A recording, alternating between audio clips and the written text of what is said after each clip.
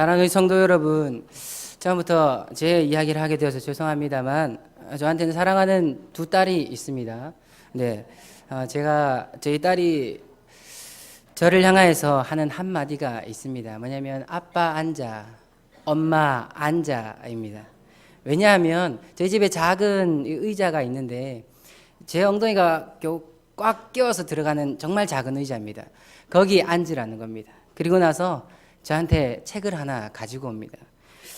글자도 제대로 읽을 수 없는 그 아이가 책을 하나 가지고 와서 저한테 읽어달라고 이야기를 합니다.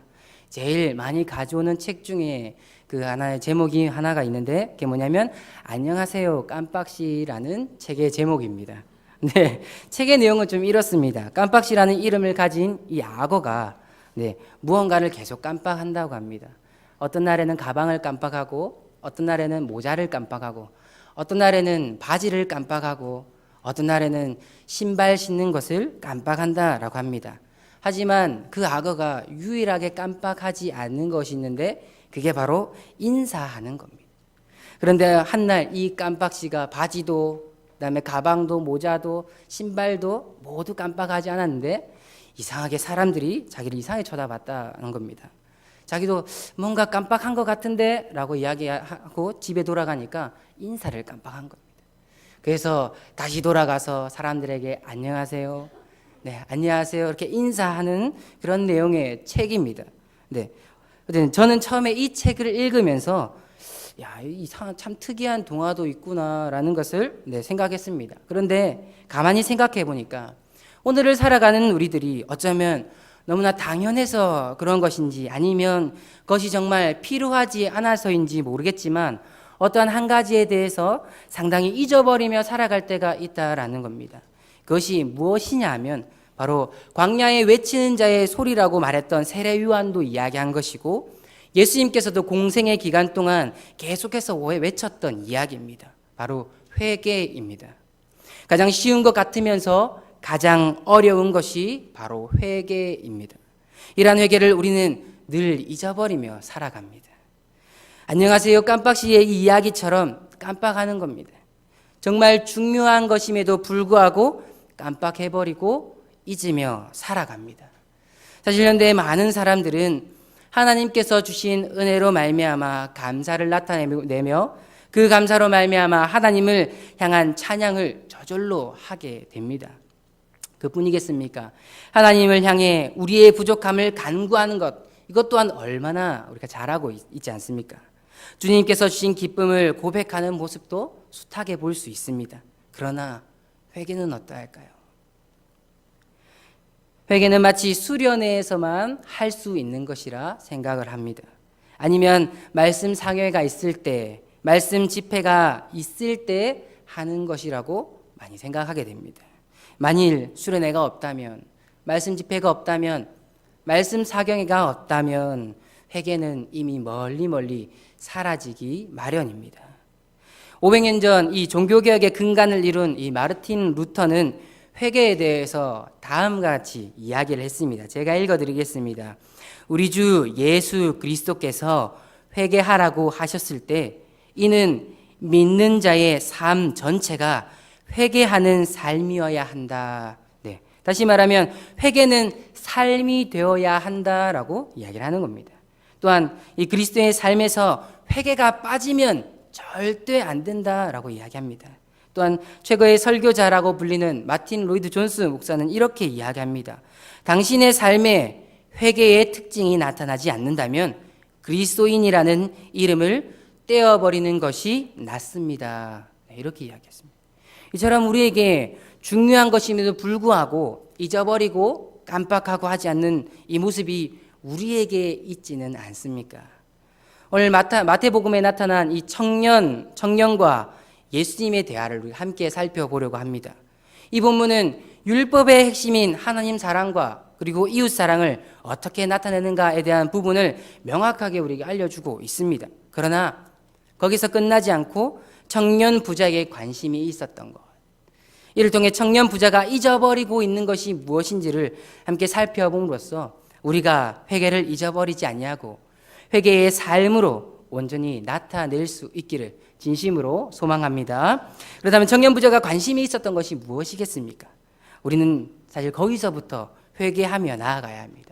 달리 표현하면 다른 것을 사랑하는 것으로부터 회개해야 하고 우리가 섬긴 우상으로부터 우리는 회개해야 합니다. 오늘 본문은 한 청년이 예수님께 와서 다음과 같은 질문을 합니다. 제가 16절입니다. 우리 함께 읽어보도록 하겠습니다. 16절입니다. 시작. 선생이여, 내가 무슨 선한 일을 하여야 영생을 얻으리이까? 아멘. 이 청년은 예수님을 향해서 도대체 내가 무슨 선한 일을 하면 내가 영원한 생명을 얻을 수 있습니까? 라는 질문을 합니다. 영원한 생명을 얻는다는 것은 구원을 받는 것과 동일하기에 다시 한 번 더 이렇게 질문을 할 수 있습니다. 예수님, 내가 무슨 선한 일을 행하면 구원을 받을 수 있습니까? 이렇게 질문한 겁니다. 이 청년은 어떻게 해서 영원한 생명에 대해서 알았는지는 잘 모르겠습니다만 성경이 이야기해주고 있지 않지만 이 청년에게 있어서 영원한 생명을 갈급하고 있었다라는 것은 분명하게 보여집니다. 영원한 생명을 갈급하던 청년에게 예수님은 다음과 같이 말씀하십니다. 17절 후반부부터 19절까지 제가 한번 읽어보겠습니다. 내가 생명에 들어가려면 계명들을 지키라. 이르되 어느 계명이오니까? 예수께서 이르시되 살인하지 말라, 간음하지 말라, 도둑질하지 말라, 거짓 증언하지 말라, 내 부모를 공경하라, 내 이웃을 내 자신과 같이 사랑하라 하신 것이니라. 아멘. 예수님께서는 계명을 지키라고 말씀하십니다. 그러면서 거기 있는 그 계명을 하나씩 말씀합니다. 우리가 알고 있는 1계명부터가 아니라 6계명부터 시작해서 9계명까지 말씀하신 후에 마지막으로 다시 5계명을 지키라고 말씀하고 있습니다. 예수님께서 마지막에 말씀하신 것 같이 내 이웃을 사랑하라 하신 것을 지킬 것을 강조하기 위해서 앞에 계명들을 말씀하신 것이죠. 그런데 놀랍게도 이 청년은 예수님을 향해서 너무나도 당당하게 자신은 다 지켰다라고 이야기합니다. 20절입니다. 그 청년이 이르되 이 모든 것을 내가 지켰사온데 아직 무엇이 부족하니까? 청년은 예수님을 향해서 나는 이 모든 것을 다 지켰습니다. 나는 이 율법을 다 지켰습니다. 아직도 무엇이 더 필요합니까? 내게 무엇이 더 부족합니까? 라고 말하고 있는 것이지요. 영원한 생명에 대한 열망이 너무나도 충만하였기에 그의 분명한 이 노력의 결과로 인해서 이 위의 계명들을 지켰을 겁니다. 계명의 깊은 의미가 있든지 아니 없든지 간에 그는 이 문자 그대로 이 계명들을 지켰을 겁니다. 그런데 여기서 중요한 것은 예수님의 반응입니다. 예수님께서 그러한 열심에 대해서 칭찬하기보다 또 그를 향해서 다음과 같이 이야기합니다. 21절입니다. 우리 함께 읽어보겠습니다. 21절입니다. 시작. 예수께서 이르시되 내가 온전하고자 할진대 가서 내 소유를 팔아 가난한 자들에게 주라. 그리하면 하늘에서 보화가 내게 있으리라. 그리고 와서 나를 따르라 하시니. 아멘. 왜 예수님께서 이 영원한 생명을 향한 열망을 가지고 있었던 청년을 향해서 가난한 자들에게 자신의 재산을 나누어 주라 라고 말씀하셨을까요? 그 이유는 자신의 삶에 가장 중요한 것이 이 영원한 생명이 아니라 다른 것에 있었기 때문입니다. 22절을 제가 한번 읽어보겠습니다. 그 청년이 재물이 많음으로 이 말씀을 듣고 근심하여 가니라. 성경은 이 청년이 얼마만큼의 그 양의 소나 또 금은 보화나 아니면 재물을 가지고 있는지는 이야기하고 있지 않습니다. 다만 그 청년이 재물이 많다라고 이야기를 합니다. 청년의 때에 재물이 많다라는 것은 이 돌아온 탕자 이야기처럼 아버지로부터 상당한 재산을 물려받았거나 아니면 정말 미친 듯이 노력을 해서 자수성가하여서 했을 수도 있습니다. 중요한 것은 이 부자 청년이 영생에 대해서 열망을 가지고 관심을 가지고 있지만 여전히 그 청년의 삶의 가치는 재물에 모든 관심과 초점이 맞추어져 있다라는 겁니다. 그는 영생도 영원한 생명도 중요한 것임을 알았지만 그것보다 더 포기할 수 없는 것이 자신의 재산과 재물이라는 것입니다. 자신의 것을 빼앗기고 싶지 않고 나누고 싶지 않아 합니다. 달리 말하면 이 청년을 지배하고 다스리는 것이 영생을 주시는 하나님이 아니라 바로 재산과 재물이라는 것입니다.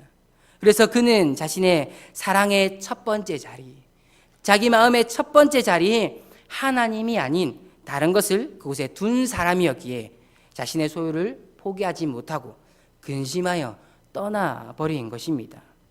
이 죄의 근원은 우리의 마음속 첫 번째 자리에 하나님이 아닌 다른 것으로 채우도록 합니다. 이것은 비단 이 부자 청년에게만 해당되지 않습니다. 그리스도인이라 하는 우리들에게도 서슴없이 이런 일들이 계속해서 나타납니다. 우리 스스로를 한번 돌아보시기를 바랍니다. 여러분들을 지배하고 있는 것이 무엇입니까? 여러분들이 가장 많은 시간을 투자하고 있는 것이 무엇입니까? 가장 많은 관심과 사랑을 붓고 있는 것이 무엇입니까? 여러분의 첫 번째 자리에 무엇이 자리 잡혀 있습니까? 하나님입니까? 아니면 다른 것입니까? 우리가 첫 번째 자리에 다른 것을 놓는 그것이 바로 우상이며 죄입니다. 이런 우상으로 또 죄로 인해서 하나님과의 관계를 계속해서 깨트리고 있지는 않습니까? 그렇기에 우리는 늘 회개하며 나아가야 합니다. 회개는 단순히 기도하는 것만을 의미하지 않습니다. 회개는 단순히 말로 중얼거리는 것, 이것이 하나님께 하나님 내가 회개합니다라고 말하는 것으로 끝나는 것이 아닙니다.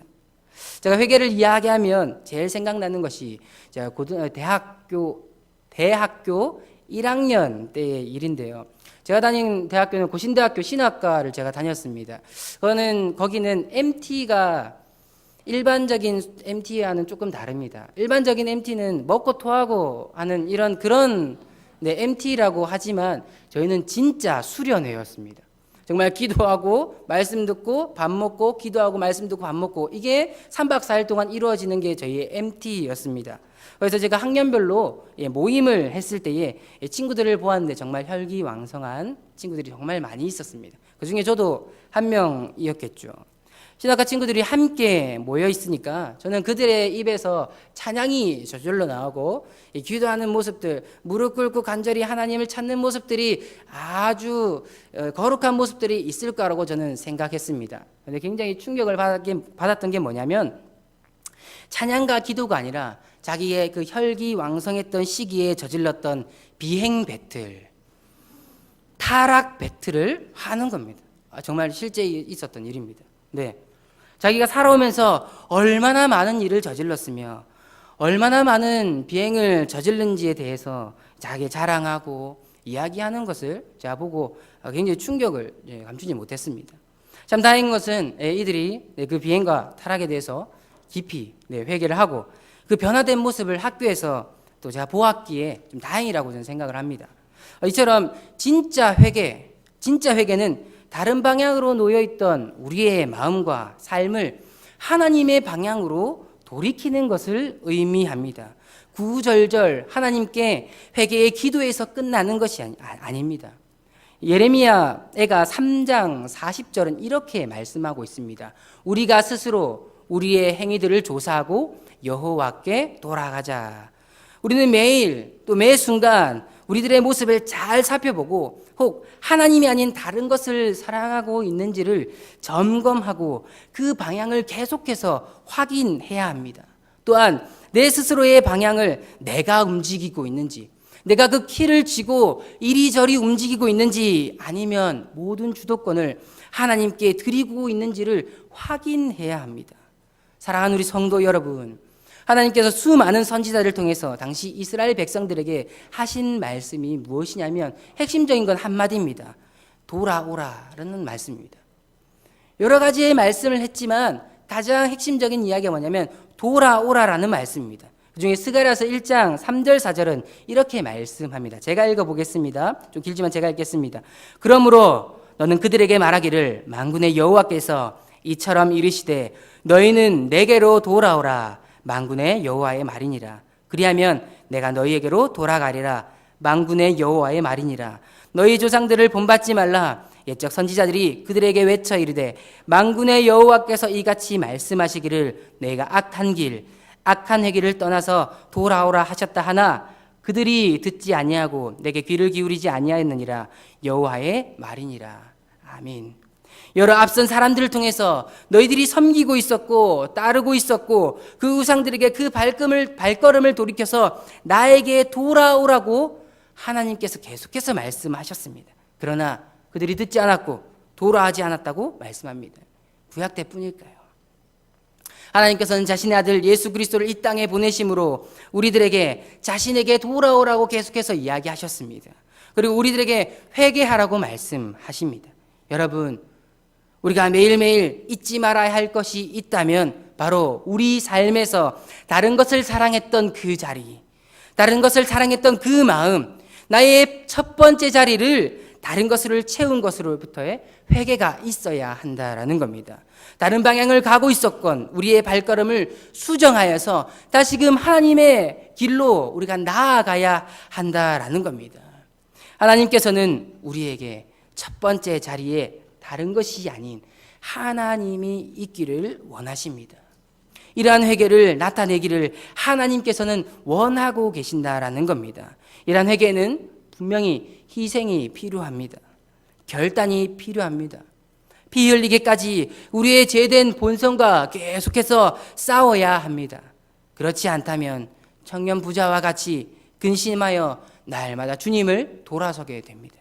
그 결과 영원한 생명이 아니라 영원한 죽음이 그를 기다리게 된다라는 것이죠. 사랑하는 우리 성도 여러분, 우리가 회개할 수 없다고 생각하는 그때에 우리 주 예수 그리스도께서 십자가의 그 사랑으로 말미암아 우리가 하나님께 회개할 수 있는 모든 준비를 마련해 주셨음을 기억하시기를 바랍니다. 우리가 회개할 수 없다라고 생각하는 그때에 우리 하나님께서 회개할 수 있는 마음을 주시고 회개할 수 있도록 인도하여 주심을 여러분들 기억하시기를 바랍니다. 그 마음을 깨닫고 회개하며 나아갈 때에 우리의 삶을 돌이켜 회개할 때에 죄된 우리를 보지 아니하시고 우리 앞에 죄 없으신 예수 그리스도를 하나님께서 보십니다. 하나님께서 죄된 우리가 아닌 우리를 대신해서 십자가에서 피 흘려 죽으신 그 의로우신 예수 그리스도를 보심으로 저와 여러분들의 회개를 다 받아 주신다라는 겁니다. 이것을 우리가 잊지 않고 날마다 회개하며 나아가야 합니다. 가장 먼저는요, 우리의 마음의 첫 번째 자리에 하나님이 아닌 다른 것을 놓았던 것, 다른 것을 섬기고 생각했던 것으로부터 우리의 방향을 돌이켜야 한다라는 겁니다. 이것을 통해서 하나님과의 관계를 회복하고 우리 하나님만을 사랑하는 온전한 그리스도인, 또 하나님 나라의 백성이 되시기를 진심으로 소망합니다. 두 번째는 이 잘못된 구원관으로부터의 회개입니다. 현재 이 마태복음을 듣고 있는 또 읽고 있는 사람들이 유대인들입니다. 그들에게 있어서 이 구원이라는 것은 율법을 얼마나 철저하게 지키느냐 또 그렇지 않느냐에 달려 있습니다. 그래서 부자 청년은 예수님께 다가와서 대뜸 내가 선한 일, 무슨 선한 일을 하여야 영생을 얻으리까라고 이야기를 합니다. 그 질문을 볼 때에 청년도 당시에 유대인들과 마찬가지로 이 구원관, 즉 율법적인 이 구원관을 가지고 있었습니다. 그래서 예수님께서는 영생에 대한 열망을 가진 이 부자 청년을 향해서 이 구원관을 자기가 가지고 있던 율법적인 구원관을 깨트리기 위해서 먼저 그 계명을 지키라라고 말씀을 하셨습니다. 그러나 그 청년들의 반응은 어떠할까요? 이 병행복음인 마가복음 10장 20절은 부자 청년은 자신은 어릴 때부터 이러한 계명을 지키며 살았다라고 이야기를 합니다. 그 누구보다 정직하게, 그 누구보다 성실하게, 그 누구보다 순결한 삶을 살았을 겁니다. 그래서 앞선 살인, 간음, 도둑질, 거짓 증언, 부정적인 계명들을 다 지켰으며 잘 지켰으며 보다 적극적인 계명인 부모를 공경하라는 것도 지켰을 겁니다. 또한 내 이웃을 내 몸과 같이 사랑하라는 이 계명 또한 지켰다고 이야기를 합니다. 하지만 예수님께서 마지막에 하신 이야기를 통해서 이 청년은 근심하고 돌아갈 수밖에 없었습니다. 예수님은 내 소유를 팔아 가난한 자들에게 주라. 그리하면 하늘에서 보화가 내게 있으리라. 그리고 와서 나를 따르라 라고 말씀하셨습니다. 지금 현장에 있는 이 부자 청년, 그리고 이 말씀을 듣고 있었던 유대인들은 자신들은 율법을 완벽하게 지킨다라고 분명히 생각했을 겁니다. 하지만 정작 다 지키고 있지 않았다라는 거죠. 그는 표면적으로는 율법을 어릴 적 때부터 아주 잘 지키며 살았던 사람입니다. 왜냐하면 그것을 온전히 지키고 살면 영생을 얻을 수 있다고 믿었기 때문이죠. 하지만 더 적극적인 내 이웃을 내 몸과 같이 사랑하라라는 이 계명의 온전한 의미와 정신도 제대로 지키지 못하고 있음을 깨달았던 것입니다. 자신이 생각하기에 자기 재물이 너무나 많이 있었기에 이 재물을 팔아서 가난한 사람들에게 나누어 주는 것이 너무도 아까웠다라는 거죠.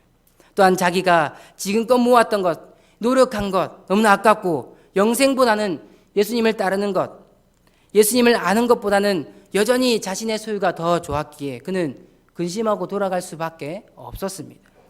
현대 한국 교회는 하나님께로 향한 돌이킴 없이 단순한 지식적으로 믿기만 하면 구원을 받는다라는 생각을 많이 좀 가지고 있습니다. 믿음으로 구원받는다는 것, 이것은 알지만 저 계명을 온전하게 지키지 못하면 구원받지 못한다는 이 생각이 여전히 우리의 안쪽에 자리 잡혀 있다라는 것이 현실입니다. 하지만 여기서 중요한 사실이 한 가지 있습니다. 우리가 믿음으로 구원을 받는다라고 하는 이 나타난 믿음, 예수님을 믿는다라는 것은 이 맹목적인 믿음을 이야기하지 않습니다. 믿음에는 오히려 회개가 전제되어 있습니다. 그렇기에 세례 요한도 또 예수님께서도 사도들도 회개하라고 전파하고 또 선포한 것입니다. 회개가 없이 하나님을 향한 돌이킴 없는 그 믿음은 자기 왕국을 자기 스스로 다스리겠다는 이야기와 똑같습니다.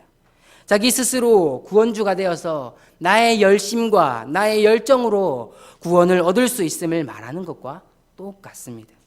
표면적으로는 예수님, 표면적으로는 하나님을 믿는다라고 앞세우지만 실상은 하나님이 아닌 자기 왕국에 자기가 왕이 되어 살아가고 있는 것이죠.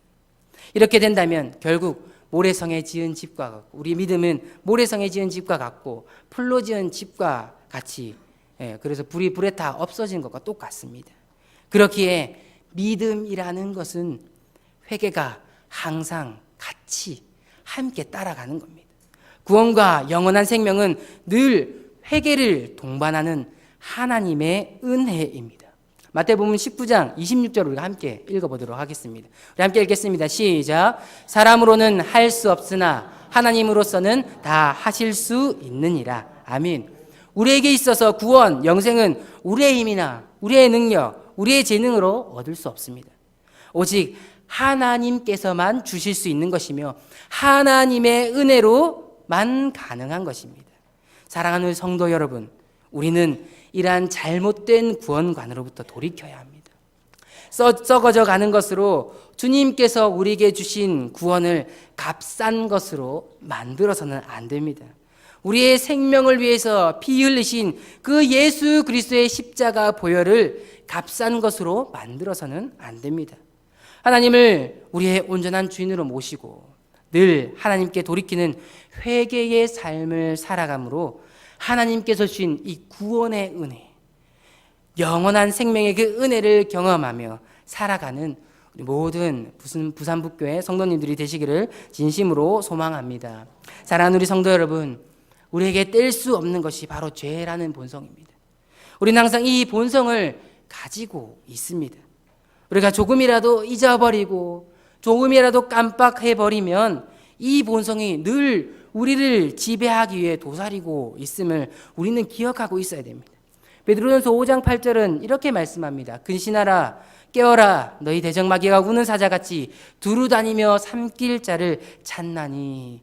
조금만 잊어버리면 우리의 왕국에 하나님을 몰아내고 내가 오르려고 발버둥 치며 조금만 깜빡해버리면 예수 그리스도의 생명으로 이루신 그 구원을 값싼 십자가로 만들어버리게 된다라는 것이죠.